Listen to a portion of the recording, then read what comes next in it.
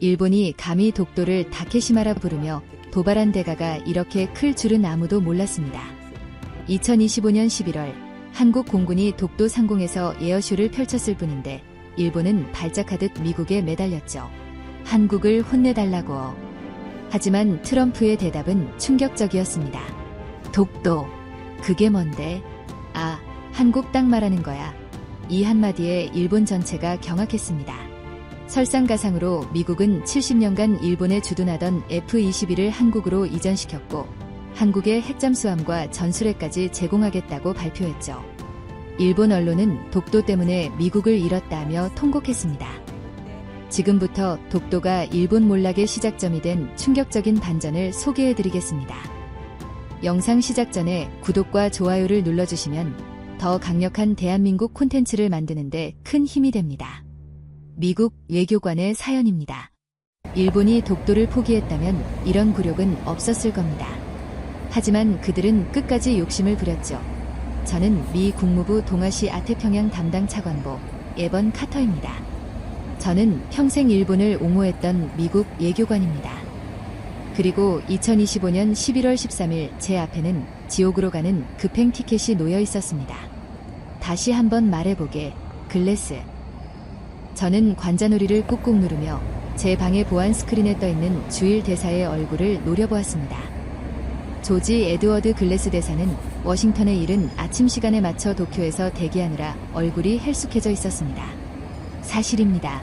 차관보님. 방금 전 일본 외무성 사무차관에게서 공식 통보를 받았습니다. 다카이치 내각은 대한민국 공군의 독도 상공 시위 비행을 주권에 대한 심각한 도발로 간주하며 이에 따라 11월 20일로 예정되었던 한국 공군 블랙이글스의 오키나와 나하 기지 중간 급유 및 친선 훈련을 전면 취소한다. 이것이 전문입니다. 글래스의 목소리는 스피커를 통해 건조하게 울려 퍼졌습니다. 저는 눈을 감았습니다. 올 것이 오고야 만 것입니다. 젠장. 낮은 욕설이 입에서 새어나왔습니다. 이건 단순한 급유 취소 문제가 아니었습니다. 역사상 처음으로 미 일한 삼각 안보협력의 상징적인 이벤트로 기획된 행사였습니다. 블랙이글스가 호주 에어쇼를 마치고 복귀하는 길에 중간 급유라는 명목으로 일본 자위대 기지에 착륙하는 첫 사례가 될 예정이었습니다. 저 에번 카터가 지난 6개월간 공들여 만든 그림이었습니다. 동아시아의 두 앙숙이 미국의 중재하에 마침내 실질적인 군사협력의 첫 발을 내딛는다는 그런 상징적인 그림 말입니다. 그런데 이 모든 것이 독도라는 암초에 걸려 산산조각이 나버렸습니다. 저는 동아시아 전문가로서 40년 가까이 이 바닥에서 굴렀습니다. 클린턴 행정부 시절부터 시작해 부시, 오바마, 그리고 트럼프 1기, 바이든을 거쳐 다시 돌아온 트럼프 2기 행정부까지 정권이 5번 바뀌는 동안 저는 늘 이 자리에 있거나 혹은 이 자리 근처에 있었습니다. 사람들은 저를 아시아의 차르, 워싱턴의 그림자 외교관이라 불렀습니다. 하지만 그 본질은 조율자였습니다. 특히 절대 섞일 수 없는 물과 기름 같은 한국과 일본을 억지로 같은 통에 쑤셔넣고 뚜껑을 닫는 역할 말입니다. 그리고 저의 외교적 신념은 확고했습니다. 예측 가능성. 그런 면에서 저는 명백한 친일파였습니다. 오해는 마십시오. 제가 일본의 역사 왜곡을 옹호하거나 그들의 제국주의적 망령에 동조한다는 뜻은 아닙니다. 저는 미국, 그 중에서도 미국의 국익이라는 거대한 기계의 부품으로서 철저하게 기능할 뿐입니다. 저의 계산 속에서 일본은 상수였습니다.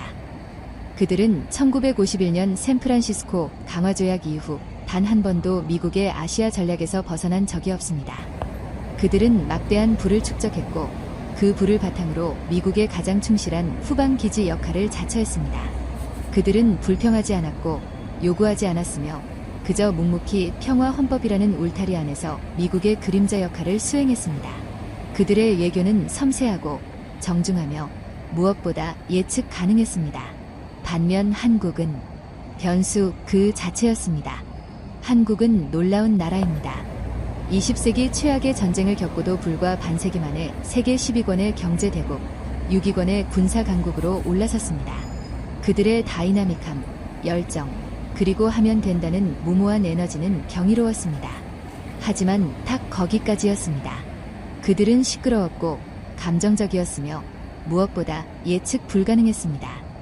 그들의 국내 정치는 5년마다 모든 것을 원점으로 되돌리는 살얼음판 같았습니다. 어제는 죽일 듯이 반미를 외치다가도 오늘은 누구보다 열렬한 친미 국가가 되었습니다. 특히 일본 문제에 있어서 그들의 반응은 이성의 범주를 벗어날 때가 많았습니다. 독도, 그 작은 바위섬. 국제법적으로는 리앙쿠르 암초라 불리는 그곳은 한국인들에게는 단순한 영토가 아니라 식민 지배의 아픔과 해방의 상징 그 자체였습니다. 저는 그들의 역사적 상처를 이해했습니다. 하지만 이해하는 것과 수용하는 것은 다른 문제였습니다. 미국의 아시아 전략에 있어 그 감정적인 영토 분쟁은 거대한 장애물일 뿐이었습니다. 다카이치 총리가 직접 결재한 사안인가? 그렇습니다. 다카이치 사나에 총리, 아베 전 총리의 가장 열렬한 추종자이자 일본 정계에서 가장 강경한 매파로 불리는 인물. 그녀가 올해 초 정권을 잡았을 때부터 저는 이런 사태를 예감했습니다.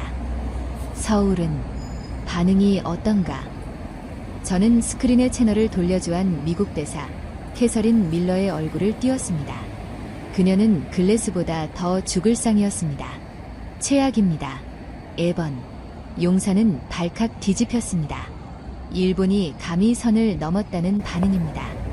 언론은 이미 극우 일본의 군사 도발이라는 헤드라인을 뽑아내고 있습니다.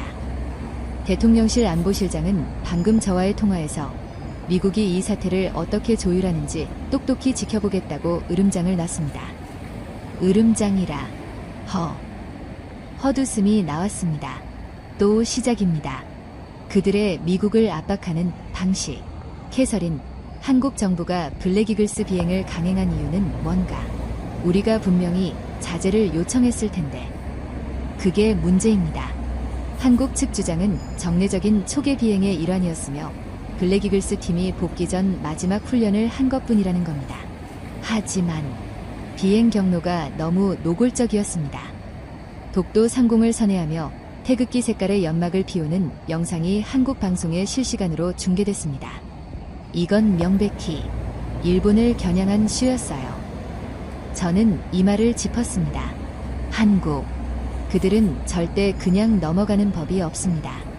일본이 다카이치라는 강경파를 내세워 보통 국가화를 외치면 한국은 그렇다면 우리도라며 맞불을 놓습니다. 그리고 그 한가운데에 우리, 미국이 끼어 있습니다. 알겠네. 두 사람 다 현지에서 더 이상의 성명이나 입장 표명이 나오지 않도록 억제하게. 특히 글래스, 다카이치 총리 라인을 즉각 접촉해 미국의 심각한 우려를 전달하고 내각의 공식 입장이 아니라 현장의 과잉 반응 정도로 수습할 수 있는지 타진해보게.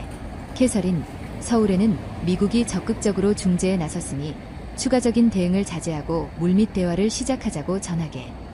양국 모두에게 트럼프 대통령이 이 사태를 매우 심각하게 주시하고 있다는 메시지를 잊지 말고. 알겠습니다. 알겠습니다. 두 대사의 얼굴이 사라졌습니다. 저는 의자 깊숙이 몸을 묻었습니다. 트럼프 대통령이 주시하고 있다. 이 말은 사실입니다. 그리고 그게 이 사태를 더욱 복잡하게 만드는 이유였습니다. 도널드 트럼프. 그가 작년 기적처럼 백악관에 재입성했을 때 워싱턴의 기득권층은 집단적인 패닉에 빠졌습니다. 하지만 저는 아니었습니다. 저는 트럼프 일기 시절에도 국가안전보장회의에서 아시아를 담당했었고 그의 거래적 외교가 생각보다 나쁘지 않다는 것을 알고 있었습니다. 그는 이념이나 가치, 민주주의 따위에 관심이 없었습니다. 그에게 중요한 것은 오직 돈과 힘, 그리고 승리뿐이었습니다. 그리고 저의 친일 성향은 트럼프 일기 때 더욱 공고해졌습니다. 일본은 트럼프가 요구하는 모든 것을 들어주었습니다. 막대한 방위비 분담금 인상, 미국산 무기 구매, 불공정한 무역협정 개정까지. 그들은 트럼프의 비위를 맞추기 위해 아베 골프 외교라는 희대의 코미디까지 연출했습니다. 반면 한국은 달랐습니다. 그들은 트럼프의 방위비 증액 요구에 사사건건 맞섰습니다. 여론을 등에 업고 합리적인 수준을 주장했습니다. 트럼프가 가장 싫어하는 무임승차론의 표적이 되기에 딱 좋았습니다. 그런데 2기 행정부는 뭔가 달랐습니다. 트럼프는 대통령에 당선되자마자 올라온 인사를 단행했습니다. 국방장관의 크리스토퍼 밀러, 국가안보보좌관의 로버트 오브라이언을 다시 앉혔습니다. 모두 트럼프 1기 말기를 함께한 강경파이자 이상하리만치 한국의 가치를 높게 평가하는 인물들이었습니다. 특히 오브라이언. 그는 노골적으로 한국의 군사력을 칭송했습니다. 일본은 돈이고 한국은 근육이다. 우리는 둘 다 필요하지만 진짜 싸움은 근육이 하는 것이다. 그가 사석에서 한 이 말은 백악관의 새로운 기조를 상징하는 것이나 다름없었습니다. 저는 이 흐름이 위험하다고 생각했습니다. 한국은 강력한 군대를 가졌지만 그 군대는 북한이라는 단 하나의 적을 상정하고 있습니다. 그들의 민족주의적 성향과 우리 민족끼리라는 불확실성은 언제든 폭발할 수 있는 시한폭탄입니다. 반면 일본은 중국이라는 미국의 진짜 위협에 완벽하게 공감하고 있으며 태평양 전체를 아우르는 미군의 전략적 유연성을 보장하는 핵심 축입니다. 근육에 현혹되어 기반을 잃어서는 안 된다. 이것이 저의 지론이었습니다. 그리고 오늘 11월 13일의 이 독도 사태는 저의 지론을 증명하고 대통령의 위험한 친한 편향을 바로잡을 절호의 기회일지도 몰랐습니다. 저는 즉시 백악관으로 향하는 차에 올랐습니다. 국가안전보장회의 긴급회의가 소집되었습니다. 같은 날 오전 9시 백악관 웨스트윙 루스벨트룸 국가안전보장회의 핵심 멤버들이 모두 모였습니다. 토니 블링컨 국무장관, 로이드 오스틴 국방장관, 그리고 국가안보보좌관 로버트 오브라이언. 중앙 스크린에는 중앙정보국 국장과 국가정보국 국장이 화상으로 연결되어 있었습니다. 그리고 상석, 대통령의 자리에는 도널드 트럼프가 앉아 있었습니다. 그는 평소에 요란한 붉은색 넥타이 대신 차분한 감색 넥타이를 메고 있었습니다. 이는 그가 극도로 진지하거나 혹은 격노했다는 신호였습니다. 좋아, 에번. 자네가 브리핑해보게. 이 망할 리앙쿠르 암초 때문에 애 아침 골프 약속이 날아갔으니까 아주 흥미진진해야 할 거야. 트럼프가 턱을 개며 저를 지그시 바라보았습니다. 저는 준비한 자료를 스크린에 띄웠습니다. 감사합니다. 대통령님. 사안은 간단하지만 파장은 심각합니다. 요약하자면 한국이 먼저 독도 상공에서 무력 시위를 벌였고 이에 대해 일본 다카이치 내각이 역사상 처음으로 계획된 한 1연합기지 훈련을 취소하는 것으로 맞대응했습니다. 양국 모두 강대강으로 치닫고 있습니다. 그래서 트럼프가 손가락을 까딱였습니다. 누가 잘못했다는 건가? 에번, 내 시간은 비싸다고. 대통령님, 예교는 누가 잘못했는가가 아니라 어떻게 이익이 되는가의 문제입니다. 저는 준비한 호흡대로 말을 이어갔습니다. 그리고 이번 사안에서 우리의 이익은 명확합니다. 바로 동아시아 동맹의 안정, 특히 일본의 안정입니다. 저는 다음 슬라이드를 넘겼습니다. 주일 미군 기지 현황, 일본의 방위비 분담금, 그리고 중국을 포위하는 제1도련선의 핵심으로서 일본의 지정학적 가치가 나열된 지도였습니다. 일본은 우리의 가장 중요한 아시아 파트너입니다. 오키나와, 요코스카, 사세보. 이 기지들이 없다면 미 칠함대는 태평양의 절반을 잃는 것과 같습니다. 다카이치 정부는 강경하지만 그들의 목표는 미국과의 연대 강화입니다. 그들은 우리가 중국이라는 공동의 적에 맞서 자신들을 보호해주기를 원합니다. 그런데 지금 한국이, 저는 목소리에 힘을 주었습니다. 한국이 이 구도를 흔들고 있습니다. 그들은 독도라는 감정적 문제로 동맹의 근간을 위협하고 있습니다. 블랙이글스 비행은 명백한 도발입니다. 일본은 자신들의 주권 영역이 침해당했다고 느끼고 있으며 우리가 이 사안을 어떻게 다루는지 예의주시하고 있습니다. 저는 효이시를 둘러보았습니다. 블링컨 장관은 포커페이스를 유지하고 있었고 오스틴 장관은 턱을 만지작거렸습니다. 오브라이언 보좌관은 알 수 없는 미소를 띠고 있었습니다. 저의 제안은 이렇습니다. 대통령님. 저는 결론을 향해 달려갔습니다. 이것이 오늘 제가 이 자리에 온 이유였습니다. 우리는 한국 측에 엄중한 유감을 표명해야 합니다. 그들의 도발적인 비행이 동맹의 단결을 해쳤다는 점을 분명히 지적하고 재발 방지를 약속받아야 합니다. 동시에 일본 측에는 우리의 이러한 노력을 설명하며 관대한 조치를 요구해야 합니다. 다카이치 총리에게 체면을 세워주면서 나하 기지 급유를 재개하도록 압박하는 것입니다. 제가 직접 도쿄와 서울을 방문해 중재안을 관철시키겠습니다. 요약하자면 트럼프가 제 말을 잘랐습니다. 한국을 혼내고 일본을 달래자. 이건가, 에번?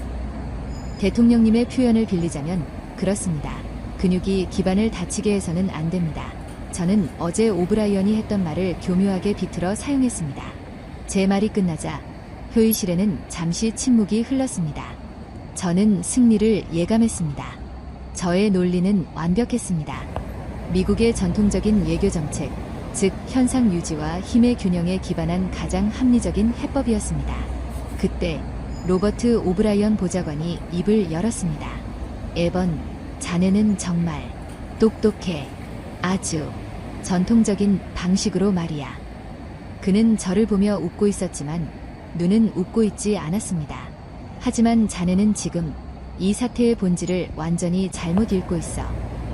무슨 말씀이십니까, 보좌관님? 본질은 말이지. 오브라이언이 트럼프를 쳐다보며 말했습니다. 일본이 감히 미국의 명령을 거부했다는 거야. 저는 제 귀를 의심했습니다. 명령이라뇨? 그건 한일 간의 행사. 오브라이언이 제 말을 끊었습니다. 에번, 그 나하 기지 급유가 누구의 작품이지? 자네 아니었나? 자네가 지난 6개월간 미국의 이름으로 양국을 압박해서 만들어낸 상징적인 이벤트였잖아. 안 그런가? 그건 사실입니다만.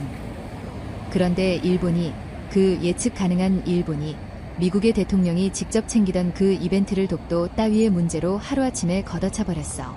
이게 뭘로 보이나, 에번? 오브라이언이 자리에서 일어났습니다.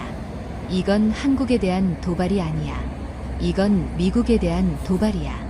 트럼프 행정부의 얼굴에 진흙을 처발한 거라고. 저는 할 말을 잃었습니다. 관점이 완전히 달랐습니다. 다카이치, 그 여자가 지금 우리를 시험하고 있어. 트럼프가 돌아왔다지만 과연 그가 아시아에서 우리 없이 뭘 할 수 있을까 하고 말이야. 그들은 우리가 중국 때문에 어쩔 수 없이 자신들의 편을 들어줄 거라고 확신하고 있어. 그래서 이렇게 오만하게 나오는 거야. 트럼프가 그때까지 닫고 있던 입을 열었습니다. 로버트 말이 맞아. 낮고 굵은 목소리가 회의실을 울렸습니다. 이건 나에 대한 결례야. 아주 큰 결례라고. 대통령님, 제가 다급하게 외쳤습니다. 오해십니다. 일본은 닥치게, 에번. 트럼프가 손바닥으로 테이블을 내리쳤습니다. 자네는 아직도 1990년대에 살고 있어. 일본이 없으면 안 된다는 그 낡아빠진 생각. 지금이 어느 때인데. 트럼프가 자리에서 벌떡 일어났습니다. 그의 얼굴은 분노로 붉게 상기되어 있었습니다. 내가 지난 4년간 뭘 했는지 잊었나? 나는 미국 우선주의를 위해 돌아왔어. 동맹, 좋아. 하지만 공정한 동맹이어야지. 돈 내고 말 듣는 동맹 말이야. 그가 로이드 오스틴 국방장관을 바라보았습니다. 로이드, 지금 당장 한국이 우리한테서 사간 무기 목록, 그리고 일본이 사간 무기 목록을 비교해봐. 누가 진짜 고객이지? 오스틴 장관은 난처한 표정으로 태블릿을 넘겼습니다. 대통령님, 한국은 최근 5년간 F-35 추가 도입, 글로벌 호크, SM-6 미사일 등 약 300억 달러 규모의 무기를. 일본은 F-35 구매 외에는 주로 자체 개발에 집중하고 있습니다. 우리의 기술 이전을 강력하게 요구하고 있고요. 기술 이전. 내 일자리를 훔쳐가겠다는 거잖아. 트럼프가 코웃음을 쳤습니다. 그들은 고객이 아니야. 경쟁자지. 아니, 도둑이야. 그리고 로버트, 트럼프는 다시 오브라이언을 바라봤습니다. 한국의 군사력, 근육이라고 했지. 그 근육이 지금 얼마나 대단한지 브리핑해봐. 저기 전통적인 에번이 알아듣도록. 오브라이언은 기다렸다는 듯이 스크린을 넘겼습니다. 한국은 현재 세계 6위의 군사 강국입니다.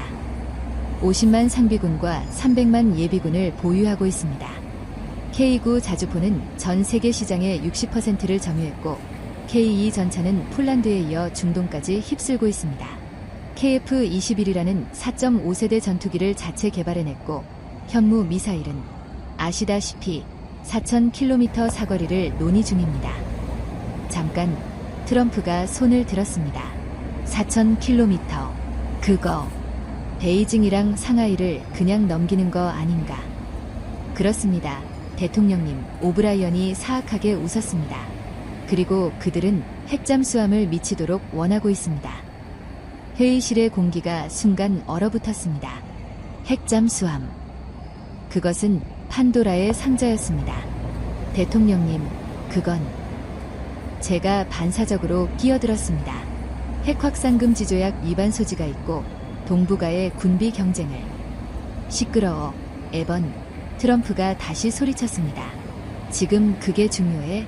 중요한 건 한국은 힘을 원한다는 거야. 스스로를 지킬 힘. 그리고 그 힘을 돈 주고 사겠다는 거잖아. 그런데 일본은 그들은 우리 뒤에 숨어서 우리 돈으로 우리 기술로 자기들 배만 불리려고 하고 있어. 안 그런가? 그는 저를 노려보았습니다. 저는 대답할 수 없었습니다. 트럼프의 논리는 단순했지만 그 단순함 속에 거부할 수 없는 거래의 논리가 있었습니다. 그런데 트럼프가 목소리를 낮췄습니다. 그 예측 가능한 일본이 나의 최고 고객인 한국을 건드렸어. 그것도 내 이름으로 주선한 파티에서 말이야. 이건 용납할 수 없어. 그는 결심한 듯 오브라이언을 바라보았습니다. 로버트, 당장 성명을 준비해. 어떤 내용입니까, 대통령님? 이렇게 써. 미국은 우리의 가장 중요한 동맹국인 대한민국에 대한 일본의 일방적인 조치에 깊은 유감을 표한다. 대통령님, 제가 비명처럼 외쳤습니다. 일본을 지목하신다고? 이건 외교적 재앙입니다. 70년 동맹이. 70년, 트럼프가 저를 비웃었습니다. 그 70년 동안 우리가 받은 게 뭔데, 에번. 빚더미뿐이야. 이젠 바꿀 때가 됐어. 힘 있는 놈에게 힘을 실어줄 때라고. 그는 블링컨 장관을 바라보았습니다.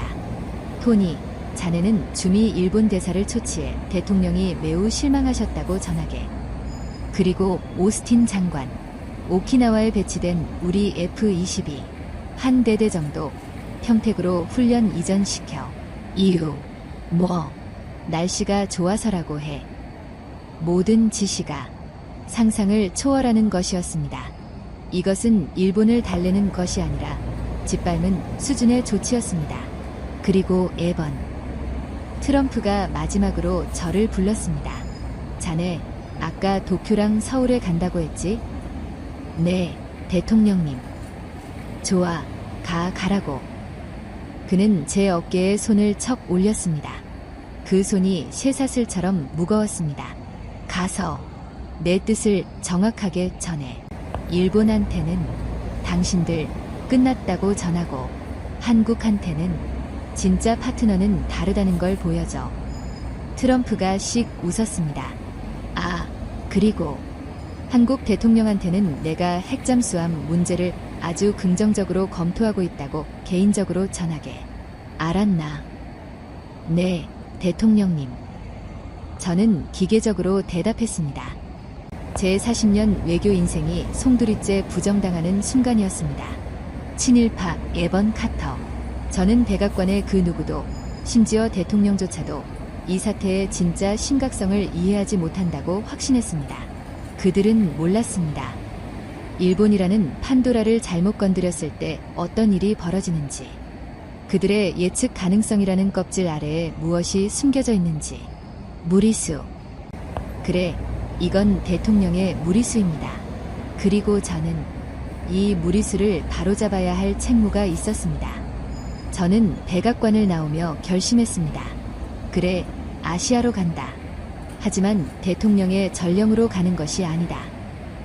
저는 제 방식대로 이 사태를 해결할 것입니다. 대통령과 모든 관료들이 한국이 옳다고 말할 때 저는 일본의 편에 서서 이 미쳐 돌아가는 워싱턴의 외교를 현실로 되돌려 놓을 것입니다. 제가 직접 일본 다카이치 총리를 만나고 한국의 외교부 장관을 만나서 이 사태를 조율해낼 것입니다. 트럼프가 모르는 진짜 아시아를 저 에번 카터가 알고 있으니까요. 저는 즉시 제 비서에게 지시했습니다. 당장 도쿄행 비행기를 준비해. 가장 빠른 걸로. 그리고 도쿄에 도착하자마자 개인적인 채널로 다카이치 총리 비서실과 접선한다. 워싱턴의 메시지는 오해라고 전해. 이것은 저의 가장 큰 무리수가 될 터였습니다. 하지만 저는 확신했습니다. 제가 옳고 대통령이 틀렸습니다. 저는 차가운 11월의 공기를 가르며 앤드루스 공군 기지로 향했습니다. 제 손에는 아시아의 안정이라는 대의명분이 들려 있었지만 제 마음속에는 친일이라는 저의 오랜 신념이 불타고 있었습니다. 그리고 그것이 제가 상상조차 하지 못했던 거대한 진실과 마주하게 될 지옥 같은 여정의 시작이었습니다. 2025년 11월 14일 도쿄 요코타미 공군기지 C-37A의 엔진 소리가 잦아들며 14시간의 비행이 끝났음을 알렸습니다. 육중한 동체는 활주로에 부드럽게 내려앉았지만 제 속은 딱딱한 아스팔트에 내동댕이 쳐진 것처럼 울렁거렸습니다. 동트기 전 새벽의 도쿄는 워싱턴의 한낮과는 다른 종류의 냉기를 품고 있었습니다. 비행기 트랩을 내려서자마자 뼛속을 파고드는 11월의 칼바람이 제 얇은 코트 자락을 후려쳤습니다. 차관보님, 환영합니다. 조지 에드워드 글래스 주일 대사가 활주로까지 마중 나와 있었습니다. 그의 얼굴은 어젯밤 보안 스크린에서 본 것보다 2배는 더 늙어 보였습니다. 다크서클이 턱까지 내려와 있었고 억지로 지어 보이는 미소는 금방이라도 부서질 듯 위태로웠습니다. 젠장, 조지, 여기가 시베리아인가? 날씨 한번 고약하군. 도쿄의 겨울은 원래 이렇습니다. 에번, 그는 제 가방을 받아들려는 신용을 하다 수행원에게 맡기고는 방탄 처리된 대사관 캐딜락으로 저를 이끌었습니다. 하지만 진짜 추위는 날씨 때문이 아닐 겁니다. 차에 올라타자마자 글래스는 태블릿을 켰습니다. 밤사이에 백악관 성명이 터졌습니다. 일본의 일방적 조치에 깊은 유감. 유감이라는 단어가 아사히 신문 일면을 장식했습니다. 미국, 동맹 일본을 비난하다라는 헤드라인과 함께요. 예상했던 바일세. 저는 퉁명스럽게 대답했습니다. 그게 다가 아닙니다. 에번, 글래스가 마른 침을 삼켰습니다. 오스틴 장관의 F-22 훈련 이전 지시. 그게 언론에 샜습니다. 아니, 백악관이 의도적으로 흘렸습니다. 오키나와의 랩터, 날씨 문제로 평택기지로 임시 이동. 이게 지금 일본 트위터 실시간 트렌드 1위입니다. 굴욕 예교, 미국의 배신. 난리가 났습니다. 저는 창밖을 내다봤습니다. 고속도로를 달리는 차 안에서 희미하게 밝아오는 도쿄의 스카이라인이 보였습니다. 저 거대한 침묵의 도시는 지금 70년 동맹의 배신감으로 들끓고 있을 터였습니다. 도널드 트럼프, 이 망할 미치광이 사업가. 그는 지금 자신이 무슨 짓을 하고 있는지 전혀 모르고 있었습니다. 아시아에서 가장 신뢰할 수 있는 파트너의 심장에 비수를 꽂은 것입니다. 글래스, 내 말 잘 듣게.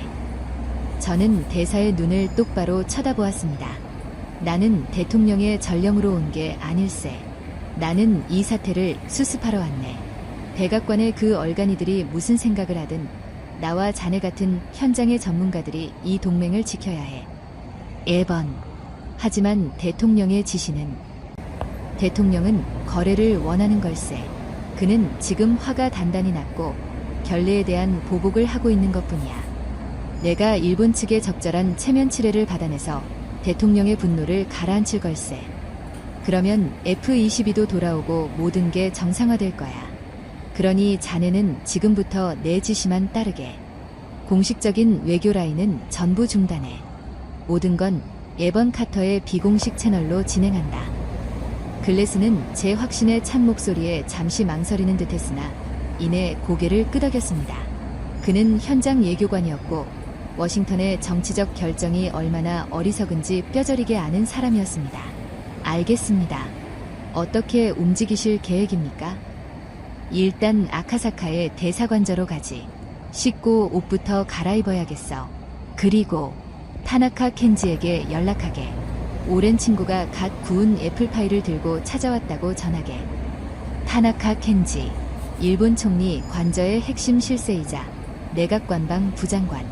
그는 공식적인 예교 라인이 아니라 저와 30년간 아시아의 미래를 논의해 온 친구였습니다. 와세다 대학에서 유학하던 저에게 일본 정치의 속마음과 표면을 가르쳐준 스승이기도 했습니다. 다카이치 총리가 아무리 강경파라 한들 정치 구단인 타나카가 그 중심을 잡고 있을 터였습니다. 그러면 제 뜻을, 아니 미국의 진짜 속내를 이해하고 이 미친 사태를 조율해 줄 것이라 확신했습니다. 같은 날 오후 3시 도쿄 치요다구 나가타초 국회의 사당과 총리 관저가 밀집한 일본 정치의 심장부. 그곳에서도 가장 은밀하기로 소문난 요정 키쿠치. 겉보기에는 평범한 저택이었지만 입구에서부터 기모노를 입은 나이든 여주인이 나와 글래스를 조용히 안쪽의 다다미 방으로 안내했습니다. 이곳은 단순한 식당이 아니라 수십 년간 일본의 미략이 이루어지던 정치의 연회장이었습니다. 방에는 이미 타나카 켄지가 앉아 있었습니다. 70대에 가까운 나이에도 불구하고 그는 흐트러짐 없는 자세로 정저하고 있었습니다. 주름진 눈매는 날카로웠지만 저를 보자 특유의 온화한 미소를 지었습니다. 에번군, 정말 오랜만이군. 애플파이라. 자네 유머 감각은 여전하구먼. 켄지상, 3년 만입니다. 더 정정해지신 것 같습니다. 우리는 형식적인 인사를 나눴습니다. 글래스 대사는 입구에 병풍처럼 서 있었고 방 안에는 오직 저와 타나카, 그리고 끓어오르는 찬물 소리만이 존재했습니다. 워싱턴의 폭풍이 여기까지 느껴지는군. 타나카가 먼저 입을 열었습니다. 트럼프 대통령, 여전하시더군. 아니, 더 심해지셨어. 켄지상, 시간이 없습니다. 단도직입적으로 말씀드리죠. 저는 무릎을 꿇고 앉아 그를 정면으로 바라보았습니다. 백악관의 성명과 F-22 재배치는 실수입니다. 대통령의 감정적인 과잉 반응이에요. 저 에번 카터가 이 사태를 바로잡으러 왔습니다. 타나카의 눈썹이 미세하게 꿈틀거렸습니다. 실수라고 하기엔 너무 아프더군.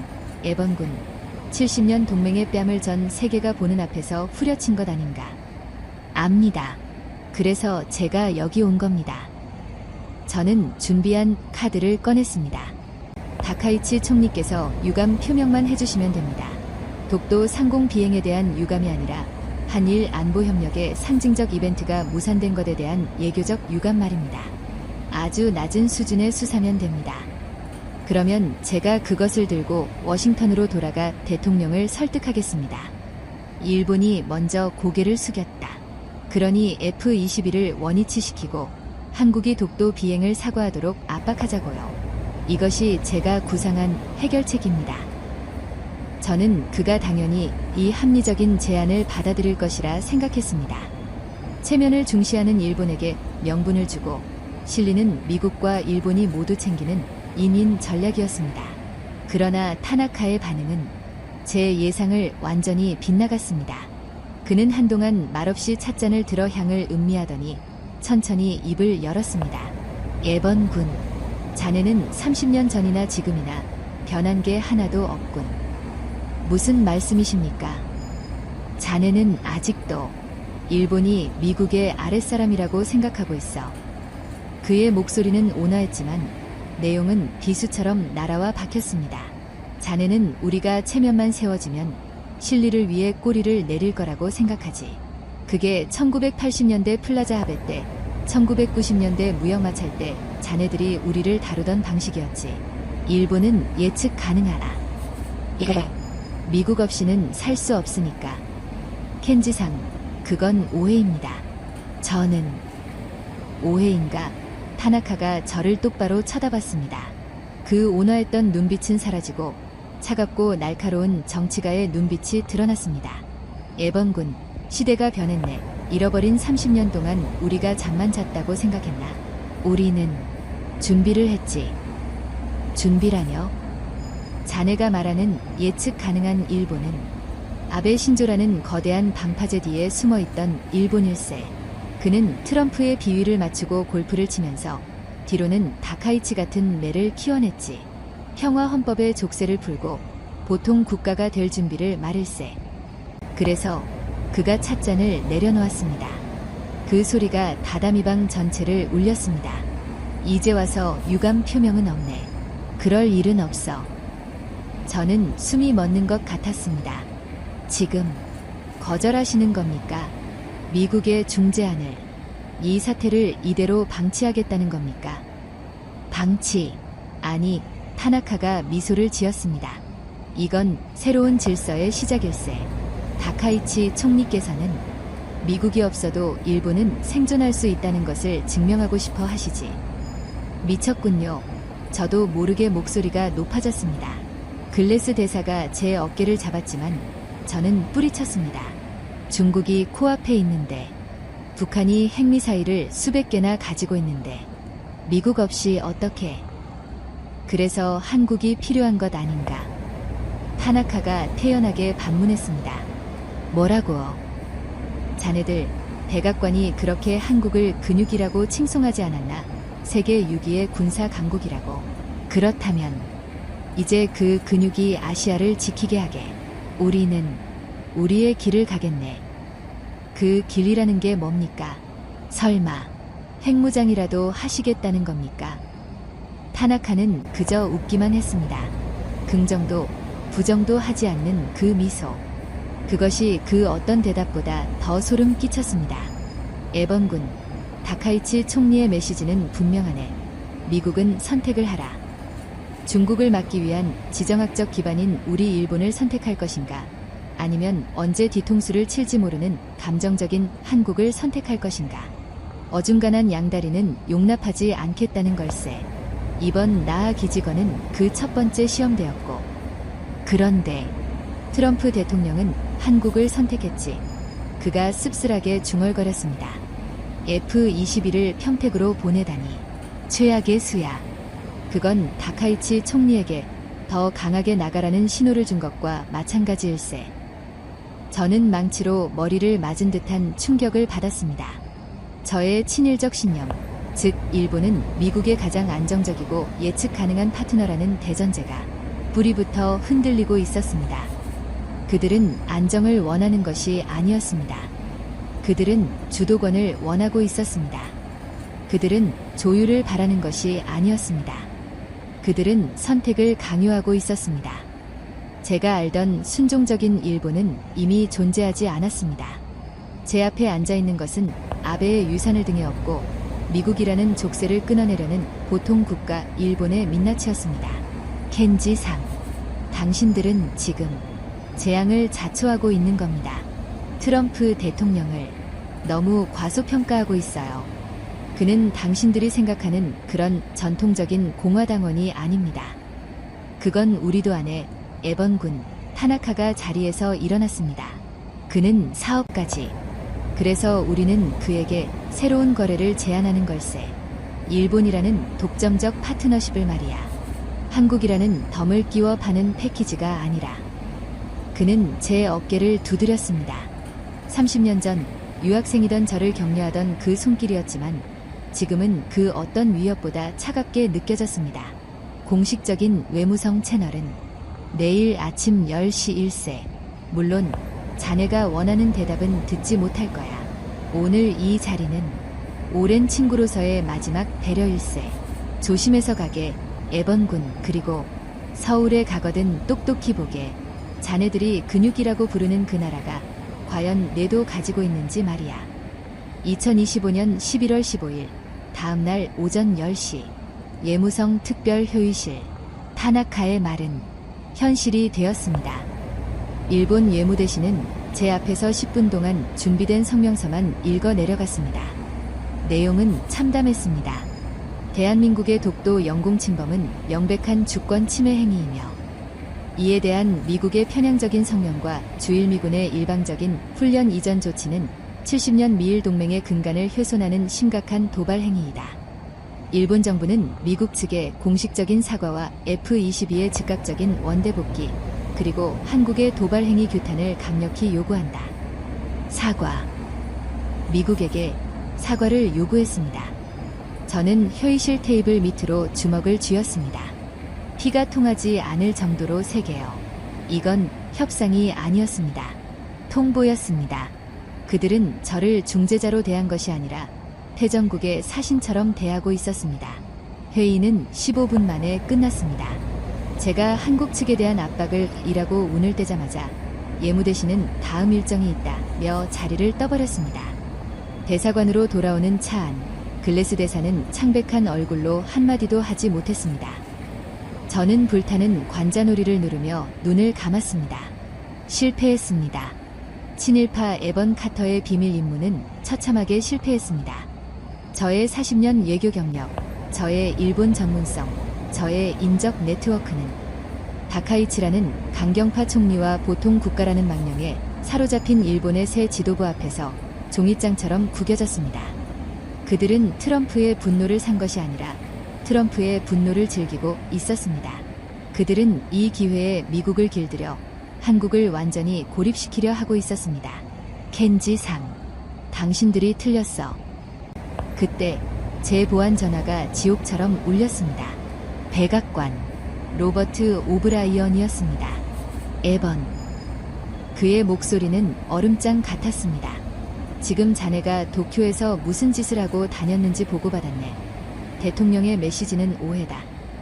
자네 미쳤나? 보좌관님, 그건 닥치게.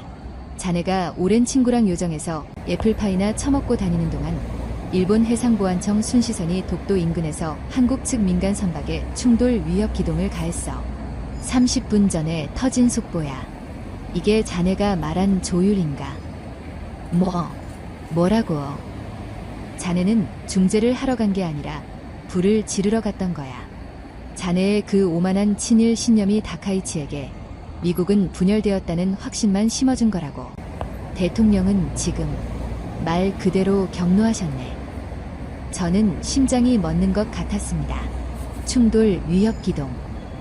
일본이 판을 더 키웠습니다. 에번, 잘 듣게. 오브라이언의 목소리는 이제 경멸로 가득 차 있었습니다. 자네의 도쿄 임무는 끝났어. 지금 당장 요코타로 복귀해. 그리고 서울로 가게. 서울이라뇨. 원래 계획대로 가서 대통령의 메시지를 토시 하나 틀리지 말고 전달해. 한국이 우리의 진짜 파트너라는 걸 보여주라고 하셨어. 그가 잠시 숨을 골랐습니다. 그리고 핵잠수한 건 아주 긍정적이라는 말 잊지 말게. 이건 명령이야, 에번. 더 이상 자네의 개인 플레이는 용납 못해. 만약 서울에서도 실수를 저지른다면 자네는 워싱턴에 돌아올 책상이 없을 줄 알게. 딸깍. 전화가 끊겼습니다. 저는 텅 빈 캐딜락 뒷좌석에 홀로 남겨졌습니다. 창밖으로 보이는 도쿄의 풍경은 더 이상 제가 30년간 사랑했던 예측 가능하고 세련된 도시가 아니었습니다. 그것은 저의 신념을 배신하고 저의 경력을 박살내고 나아가 미국이라는 거대한 힘을 시험하려 드는 오만하고 위험한 괴물의 소굴이었습니다. 글래스. 네, 차관보님. 당장 요코타로 차를 돌리게. 다음 행선지는 서울이야. 저는 넥타이를 거칠게 풀어헤쳤습니다. 친일파 에번 카터는 죽었습니다. 이제 남은 것은 대통령의 명령을 수행해야 하는 관료 에번 카터뿐이었습니다. 저는 서울로 향했습니다. 제가 평생을 변수라 부르며 경멸했던 그 땅으로, 제가 일본을 지키기 위해 눌러야 한다고 생각했던 그 근육에게 힘을 실어주기 위해 이 모든 아이러니를 곱씹으면서 2025년 11월 15일 오산미 공군기지 늦은 오후 요코타를 이륙한 시 37A가 서해의 탁한 바다 위를 저공으로 날아 경기도 평택의 오산 기지 활주로에 둔탁하게 착륙했습니다. 불과 2시간도 채 걸리지 않은 비행이었지만 저에게는 20년의 세월을 건너뛴 것만큼이나 아득하게 느껴졌습니다. 비행기 트랩을 내려서자 도쿄의 그것과는 사뭇 다른 공기가 저를 감쌌습니다. 도쿄의 바람이 날카로운 냉기였다면 서울의 바람은 무언가 설명할 수 없는 무거운 에너지를 품고 있었습니다. 매캐한 연기와 알 수 없는 활기가 뒤섞인 낯설지만 이상하게도 가슴을 뛰게 하는 공기였습니다. 차관보님, 이쪽입니다. 캐서린 밀러 주한 대사가 활주로에서 거의 뛰어오다시피 하며 저를 맞았습니다. 48시간 전 스크린 너머로 보았던 그녀의 죽을 상은 온데간데 없었습니다. 물론 여전히 피곤해 보였지만 그녀의 두 눈은 이상할 정도로 반짝이고 있었습니다. 마치 거대한 전쟁을 앞둔 지휘관처럼 혹은 이미 승리한 전투를 복귀하는 장수처럼. 캐서린, 자네 안색이 좋아 보이는군. 저는 억지로 농담을 던졌습니다. 그녀는 제 말을 받아칠 여유도 없다는 듯이 저를 방탄 SUV로 밀어넣으며 말했습니다. 에번, 지금 농담할 때가 아니에요. 세상이 뒤집히고 있다고요. 여기 서울은 지금 전시나 다름없어요. 전시라니. 일본 순시선이 위협 기동을 했다는 건 들었네만. 위협 기동. 에번, 그게 백악관에 보고된 정보예요? 캐서린은 차에 올라타자마자 운전병에게 소리쳤습니다. 용산, 가장 빠른 길로. 그녀는 다시 저를 돌아보며 태블릿을 켰습니다. 이건 위협이 아니었어요. 공격이었지. 태블릿 화면에는 어둡고 거친 바다, 그리고 두 척의 배가 아슬아슬하게 스쳐 지나가는 영상이 재생되었습니다. 이건 30분 전 오브라이언 보좌관이 말했던 그 충돌 위협 영상이 아니에요. 이건 3시간 전에 새로 터진 겁니다. 새로 터지다니. 일본 해상자위대 아사기리급 호위함이 독도 근해에서 한국 해경함정의 사격 통제 레이더를 조사했어요. 3분간 2회. 명백한 록온이었어요. 에번. 저는 제 귀를 의심했습니다. 사격 통제 레이더. 그건 명백한 교전 수칙 위반일 뿐만 아니라 사실상의 전쟁 행위 아닌가. 맞아요. 아사기리급은 함대함 미사일 하푼을 장착하고 있죠. 그들은 쏘겠다고 협박한 거예요. 그것도 민간 선박을 구출하러 간 경찰 함정에게. 세상에. 저는 등받이에 몸을 기댔습니다. 머릿속이 하얗게 변했습니다. 다카이치. 그 여자는 미쳤습니다. 아니, 타나카 켄지. 그 노회한 늙은이가 저를 요정에 붙잡아두고 애플파이 따위의 헛소리를 짓거리는 동안 그들의 군함은 동해 한복판에서 전쟁의 방아쇠에 손가락을 걸고 있었던 것입니다. 그리고 트럼프는 이 사실을 알고 있었을까요? 오브라이언은 그들이 저에게 핵잠수함이라는 당근을 들려보낼 때 이미 몽둥이가 오가고 있었다는 것을 알고 있었을까요? 아니, 오브라이언의 마지막 통화, 경로. 그건 저의 개인 플레이 때문만이 아니었습니다. 그는 이로곤 사태를 보고받고 있었던 것입니다. 그리고 저는 워싱턴의 그 누구도 아닌 도쿄의 친구라는 놈에게 완벽하게 속아 넘어간 얼간이었던 것입니다. 그런데 이상한 건 한국이에요. 에번. 캐서린이 목소리를 낮췄습니다. 이상하다니. 그들은 당연히 격분했겠지.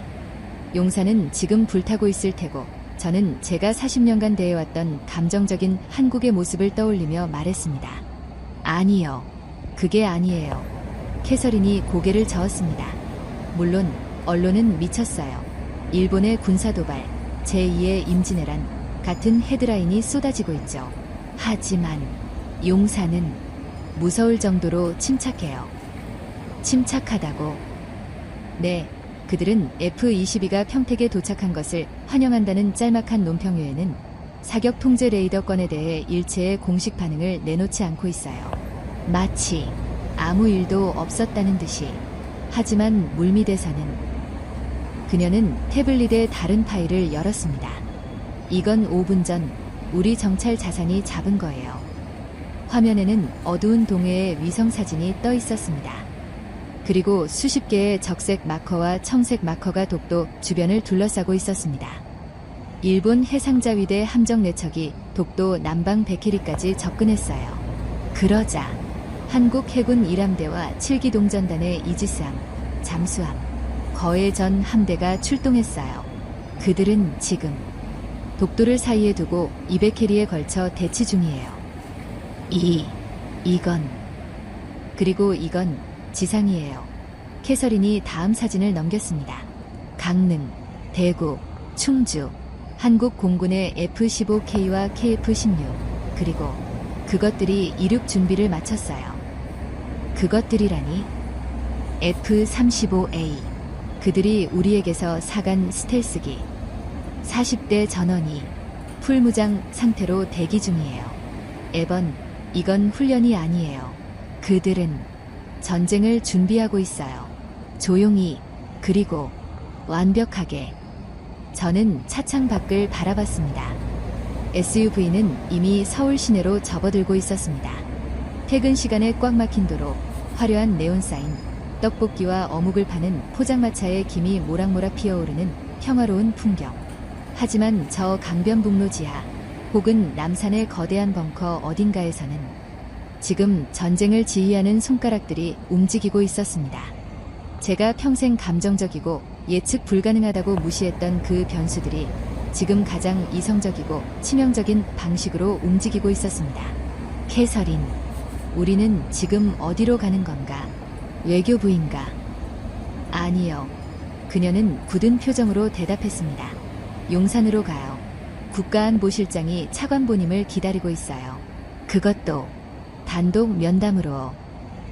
같은 날 저녁 7시 서울 용산 대통령실 지하 벙커.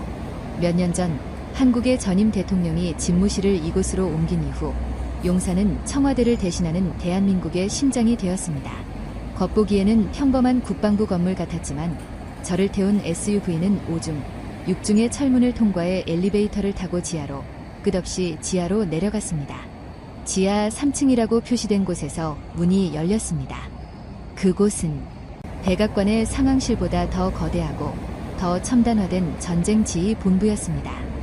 수백 명의 군복 입은 장교들이 거대한 스크린 월 앞에서 분주하게 움직이고 있었습니다. 그리고 그 스크린 월 한가운데 동해와 독도 주변의 실시간 상황이 3D 그래픽으로 펼쳐지고 있었습니다. 아군과 적군의 모든 것이 파악되는 완벽한 전장이었습니다. 미합 중국 국무부 예번 카터 차관보님이십니다. 제 안내를 맡은 한국군 장교가 쩌렁쩌렁한 목소리로 외쳤습니다. 모든 시선이 잠시 저에게 쏠렸다가 이내 자신들의 모니터로 돌아갔습니다. 그들의 눈빛에는 호기심이나 경외심 따위는 없었습니다. 오직 임무에 집중하는 차가운 프로의 눈빛만이 존재했습니다. 여기까지 오시느라 고생 많으셨습니다. 차관보님. 상황실 중앙 유리로 격리된 지휘 통제실에서 한 남자가 걸어 나왔습니다. 50대 중반쯤 되어 보이는 안경을 쓴 단정한 헤어스타일의 남자. 군복이 아닌 말끔한 네이비색 정장을 입고 있었지만 그가 이 모든 전쟁을 지휘하는 내라는 것을 직감할 수 있었습니다. 국가안보실장 김진혁입니다. 그는 저에게 손을 내밀었습니다. 그의 손은 따뜻했지만 그가 내민 손의 악력은 강철처럼 단단했습니다. 실장님, 이런 중요한 시기에 시간을 내주셔서 감사합니다. 천만에요. 김 실장은 옅은 미소를 지었습니다. 오히려 우리가 감사해야 할 일이죠. 손님이 오셨는데 집안이 좀 시끄러워서 죄송합니다. 그는 집안이라는 단어에 힘을 주어 말했습니다. 일본의 도발은 우리의 집안일이며 당신은 손님일 뿐이라는 뜻이 담겨 있었습니다. 타나카 켄지가 저를 패전국의 사신처럼 대했다면 이 남자 김진혁은 저를 존중하지만 동등한 파트너로 대하고 있었습니다. 그 차이가 제 심장을 미묘하게 흔들었습니다. 우선 저는 가방에서 준비한 서류를 꺼내려 했습니다. 워싱턴의 메시지를. 그건 잠시 후에 듣도록 하죠. 김 실장은 제 손을 저지했습니다. 그 전에 차관보님께 현실을 좀 보여드려야 할 것 같아서요. 그는 저를 거대한 스크린 월 앞으로 이끌었습니다. 차관보님, 평생을 친일파로 불리셨다고 들었습니다.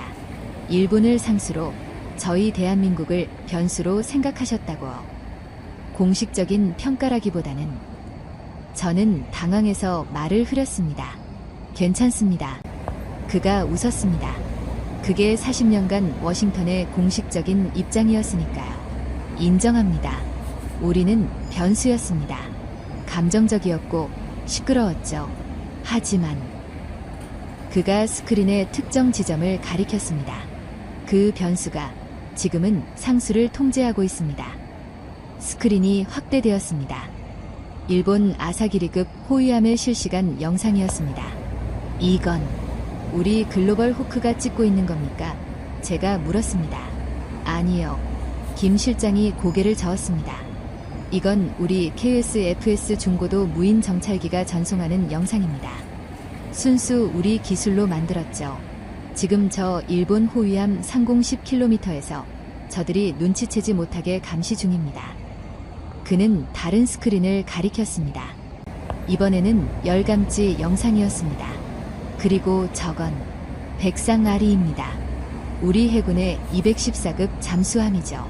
지금 저 아사기리함 바로 아래 70m 수심에서 어뢰 발사관 주수를 마친 상태로 대기 중입니다. 저는 숨을 삼켰습니다. 어뢰, 발사관 주수, 그건 공격 직전 단계 아닌가. 그렇습니다. 김 실장의 목소리는 여전히 침착했습니다. 저들이 사격 통제 레이더를 켠 순간 우리는 교전을 결심했습니다. 하지만 쏘지 않았죠. 왜 쏘지 않았죠? 타이밍의 문제입니다. 차관보님. 그가 저를 돌아보았습니다.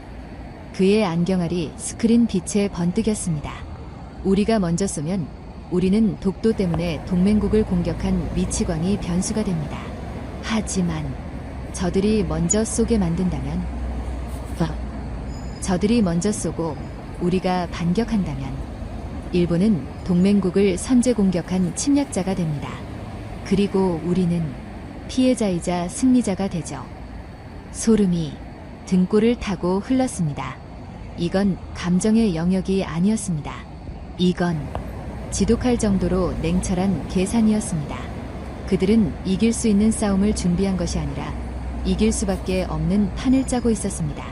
타나카 켄지가, 저의 오랜 친구가 저에게 묻더군요. 저는 멍하니 중얼거렸습니다. 우리가 근육이라고 부르는 그 나라가 과연 뇌도 가지고 있는지 보라고. 김 실장이 처음으로 큰 소리로 웃었습니다. 타나카, 그 늙은 여우가 그런 말을 했습니까? 좋습니다. 그럼 뇌가 어떻게 작동하는지 보여드리죠. 그는 저를 자신의 집무실로 데려갔습니다. 벙커 안에 또 다른 방이었습니다. 그는 벽에 걸린 거대한 세계 지도를 가리켰습니다. 차관보님, 워싱턴은, 그리고 차관보님은 일본이 없으면 중국을 막을 수 없다고 생각하셨죠. 제1도련선의 핵심이니까. 그건 지정학적 사실입니다. 그랬었죠. 20세기에는. 김 실장이 붉은색 마커를 집어들었습니다. 그는 일본 열도를 가로지르는 선을 그었습니다. 하지만 지금은 아닙니다. 왜일까요? 그는 대답을 기다리지 않고 한국에서부터 대만, 필리핀으로 이어지는 새로운 선을 그었습니다. 그리고 그 선은 일본을 우회하고 있었습니다. 이게 뭡니까? 환태평양 반도체 배터리 방산 벨트입니다. 우리가 지난 10년간 구축한 새로운 도련선이죠. 그는 저를 바라보았습니다. 차관보님은 일본이 기반이라고 하셨죠. 하지만 그 기반은 썩어가고 있습니다. 그들은 혁신을 멈췄습니다. 미국이라는 안락의자에 앉아 잃어버린 30년을 한탄만 했죠. 그 사이 우리는 근육만 키운 게 아닙니다. 그가 책상 위에 태블릿을 켰습니다. 전 세계의 반도체 공장, 배터리 공장, 그리고 조선소의 현황이 나타났습니다. 세계 최고 수준의 반도체, 세계 1위의 배터리, 그리고 세계 1위의 특수선박, 즉 군함 건조 능력. 이게 우리의 근육이자 뇌입니다. 일본이 우리에게 사과를 요구했다죠. 그가 비웃었습니다. 그들은 자신들이 뭘로 먹고 사는지 잊어버린 모양입니다. 그들의 자동차 산업, 전자 산업, 그 핵심 부품이 다 어디서 올까요? 그들의 조선업, 그들의 방산. 지금 한국이 없으면 일본의 기반은 멈춰섭니다. 차관보님. 그런데 그들은 감히 사격 통제 레이더를 켰습니다. 경제적 자살의 방아쇠를 당긴 거죠. 저는 할 말을 잃었습니다. 제가 친일이라는 낡은 신념에 사로잡혀 예측 가능한 일본의 꽁무니만 쫓아다니는 동안 이 변수라고 생각했던 나라는 아시아의 상수가 되어가고 있었습니다. 아니, 이미 상수 그 자체가 되어 있었습니다. 자, 이제 김 실장이 의자에 앉으며 말했습니다. 워싱턴의 메시지를 들을 시간이 된 것 같군요. 트럼프 대통령께서는 이 현실에 대해 뭐라고 하시던가요? 저는 땀으로 축축한 손으로 가방을 열었습니다. 그리고 대통령의 전령으로서 저의 마지막 임무를 수행해야 했습니다. 대통령께서는 일본의 일방적인 조치에 깊은 유감을. 저는 준비한 말을 을조리다 말고 고개를 들었습니다. 이 남자 앞에서 유감 따위의 외교적 수사는 모욕이나 다름없었습니다. 저는 서류를 덮었습니다. 젠장 다 집어치우죠, 실장님. 김 실장의 눈이 흥미롭다는 듯 빛났습니다. 대통령의 진짜 메시지는 이겁니다. 저는 그의 눈을 똑바로 쳐다보았습니다. 첫째, 일본은 끝났습니다. 그들은 끝났다. 이게 대통령의 워딩입니다. 오키나와의 F-22는 시작일 뿐입니다. 우리는 기반을 옮길 겁니다. 이곳 평택으로, 아니 한국으로. 둘째, 저는 목소리를 낮췄습니다. 대통령께서는 실장님, 아니 한국의 대통령께 핵잠수함 건을 아주 긍정적으로 검토하고 있다고 개인적으로 전하라고 하셨습니다. 드디어 본론이 나왔습니다. 이것이 워싱턴이 한국에 주는 당근이자 제가 가져온 거래의 핵심이었습니다. 저는 그들의 반응을 기다렸습니다. 환호까지는 아니더라도 만족스러운 미소 정도는 기대했습니다. 그러나 김진혁 실장의 반응은 제 평생의 외교적 상식을 또 한 번 산산조각 냈습니다. 그는 웃지 않았습니다. 그는 고개를 끄덕이지도 않았습니다. 그는 그저 저를 10초간 지그시 바라보더니 차갑게 식은 찻잔을 들어 한 모금 마시고는 입을 열었습니다. 고맙군요, 차관보님. 대통령의 긍정적인 검토에 감사드립니다. 그는 감사라는 단어를 마치 쓰레기라는 단어처럼 발음했습니다. 만족스럽지 않으십니까? 만족이라. 김 실장이 헛웃음을 터뜨렸습니다. 차관보님, 40년간 아시아를 다뤄오신 분이 아직도 거래의 기본을 모르시는군요. 기본이라뇨? 당신들은 핵잠수함이라는 물건을 우리에게 팔러 오셨습니다. 그렇죠. 일본이라는 경쟁자를 꺾었으니 우리 고객에게 선물을 주시겠다. 뭐 그런 거 아닙니까? 그가 자리에서 일어났습니다. 하지만 에번, 우리는 고객이 아닙니다. 그가 벙커의 두꺼운 강철 문을 열었습니다. 우리는 당신들의 은행입니다. 은행이라고요? 그렇습니다. 당신들의 아시아 전략이라는 거대한 프로젝트에 군사력과 경제력, 그리고 지정학적 안정성을 대출해주는 은행이죠. 당신들은 지금 우리 은행에 와서 핵잠수함이라는 이자를 깎아달라고 말하고 있는 겁니다. 저는 서 있었습니다. 하지만 다리가 제 다리 같지 않았습니다. 제 40년 외교 인생, 저의 신념, 저의 경력, 이 모든 것이 이 용산의 지하 벙커에서 김진혁이라는 제가 이름조차 몰랐던 이 한국의 관료 앞에서 완전히 박살 나고 있었습니다. 서울에 오신 것을 진심으로 환영합니다. 에번 카터. 김 실장이 제 어깨를 두드렸습니다. 이제 진짜 현실을 보실 시간입니다. 2025년 11월 17일 워싱턴 DC 백악관 루스벨트 룸. 저는 48시간 만에 다시 그 지옥의 방으로 돌아왔습니다. 트럼프, 오브라이언, 블링컨, 오스틴. 아시아 외교 라인의 핵심 인물들이 모두 저를 기다리고 있었습니다. 트럼프의 얼굴은 분노로 붉게 타오르고 있었습니다. 그는 제가 일본에서 처참하게 실패했다는 보고를 이미 받았습니다. 아니, 그보다 일본이 감히 미국에게 사과를 요구했다는 그 사실 하나에 격노하고 있었습니다. 에번, 트럼프가 저를 불렀습니다. 자네 친구들 아주 재미있는 농담을 했더군. 사과, 미국한테 사과? 대통령님. 됐어. 그가 테이블을 내리쳤습니다. 그 쪽발이들. 내가 무역전쟁으로 박살을 내버릴 테니까. 그들의 자동차 산업, 관세 500%를. 대통령님. 제가 처음으로 그의 말을 잘랐습니다. 모든 시선이 순식간에 저에게 쏠렸습니다. 40년 친일파 에번 카터가 감히 대통령의 일본 비난을 가로막았으니까요. 에번, 자네 지금 죽고 싶나? 트럼프가 저를 살벌하게 노려보았습니다. 대통령님. 저는 제 아내의 40년 묵은 신념을 죽였습니다. 지금 일본에 신경 쓸 시간이 없습니다. 뭐라고? 그들은 끝났습니다. 저는 단호하게 말했습니다. 경제적으로도 군사적으로도 한국 없이는 아무것도 할 수 없는 부실 채권입니다. 관세는 필요 없습니다. 한국이 반도체 밸브만 잠그면 스스로 무너질 껍데기들입니다. 회의실의 공기가 얼어붙었습니다. 저는 서울에서 보고 들은 모든 것을 보고했습니다.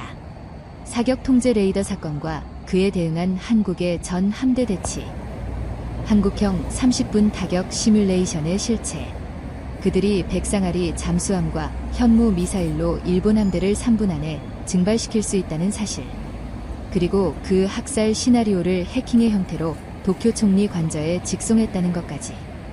저는 이어서 한국이 미국을 동맹이 아닌 은행으로 비유한 사실을 전했습니다. 마지막으로 용산 대통령실에서 들었던 한국 대통령의 2가지 선택지를 보고했습니다.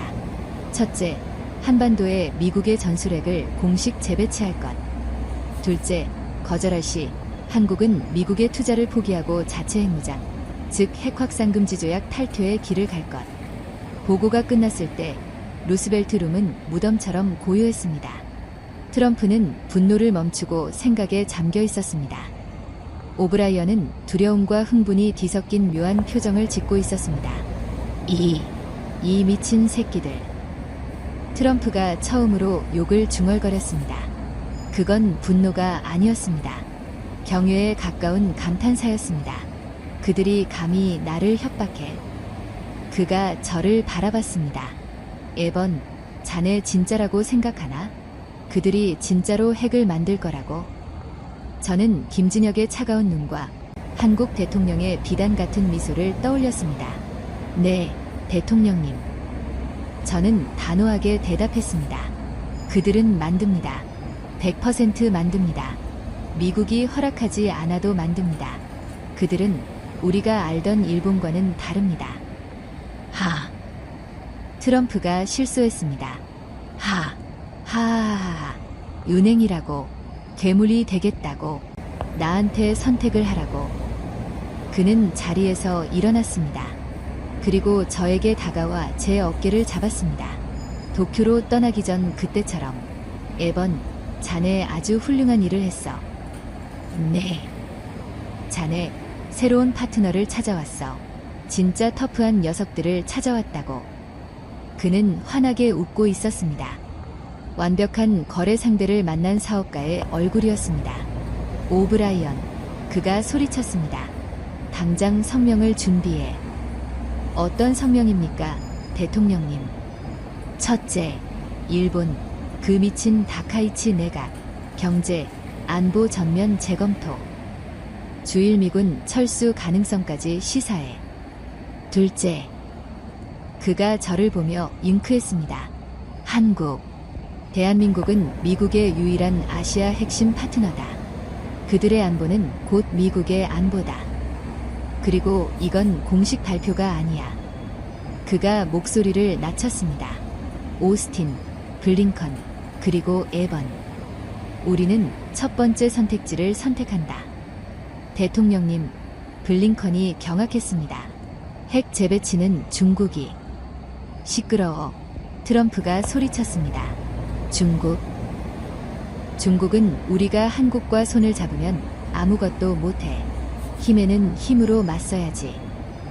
그는 다시 저를 바라봤습니다. 하지만 핵 재배치는 너무 시끄러워. 명분이 없잖아. 그가 악마처럼 웃었습니다. 그러니 이름을 바꾸자. 이름이라뇨? 한국 놈들 핵잠수함 원한다고 했지? 어제까지는 그랬다고 했습니다. 이젠 핵무기 그 자체를 원합니다. 좋아. 그럼 핵잠수함을 주자고. 하지만 대통령님, 그들은 핵무장을. 그러니까. 트럼프가 제 말을 끊었습니다. 그 핵잠수함에 핵을 넣어서 주자고. 루스벨트 룸 모두가 숨을 멈췄습니다. 핵잠수함에 잠수함 발사탄도 미사일, 즉 미국의 핵탄두를 장착해서 한국에게 넘기는 거야. 운용은 한국이 하되 발사는 우리와 공동으로 결정한다. 그는 나토의 핵 공유 모델을 잠수함에 적용하겠다는 미친 발상을 내놓았습니다. 이름은 한국형 핵잠수함 프로젝트라고 붙여. 이건 재배치가 아니야. 공동 개발이지. 새로운 동맹의 상징이야. 그는 한국의 협박을 받아친 것입니다. 핵 재배치라는 위험을 피하면서 한국에게 실질적인 핵 억제력을 안겨주고 미국의 통제권은 유지하는 완벽하게 트럼프다운 거래였습니다. 에번. 그가 제 등을 후려쳤습니다. 자네가 이 프로젝트 책임자야. 한국형 핵잠수함 프로젝트. 자네 친일파라며? 웃기지 말라고 해. 자네는 오늘부터 최고의 친한파 에번 카터야. 트럼프의 이 한마디로 제 40년 외교 인생이 뒤집혔습니다. 친일파에서 친한파로. 하지만 이건 단순한 노선 변경이 아니었습니다. 저는 깨달았죠. 우리가 변수라고 무시했던 한국이 이미 아시아의 상수가 되어 있었다는 것을. 세계 6위의 군사력, 반도체와 배터리를 준 경제력, 그리고 무엇보다 국민을 포기하지 않는 그들의 의지. 한국형 핵잠수함 프로젝트는 단순한 무기 거래가 아닙니다. 이것은 새로운 아시아 질서의 시작입니다. 70년간 미일 동맹이 지배했던 태평양에 이제 한국이라는 거대한 은행이 등장한 겁니다. 그리고 저 에번 카터는 그 역사적 전환의 증인이자 설계자가 되었습니다. 어떻게 보셨나요? 평생을 친일파로 살아온 한 미국 예교관의 40년 신념이 무너지고 변수라고 무시했던 대한민국이 아시아 안보의 은행으로 거듭나는 충격적인 이야기였습니다. 일본은 미국 없이는 안 된다는 과거의 신화에 갇혀 오판을 저질렀고 한국은 그 틈을 파고들어 자체 핵무장이라는 카드로 거래의 왕 트럼프를 협박해 결국 핵공유 잠수함이라는 상상 초월의 딜을 따냈습니다. 미국의 아시아 전략이라는 거대한 프로젝트에 은행이 된 대한민국의 행보에 대해 여러분은 어떻게 생각하시나요? 트럼프의 파격적인 한국형 핵잠수함 프로젝트에 대한 여러분의 의견을 댓글로 남겨주세요. 구독과 좋아요는 저희에게 언제나 큰 힘이 됩니다. 다음에도 더욱 가슴이 웅장해지는 사연으로 찾아뵙겠습니다.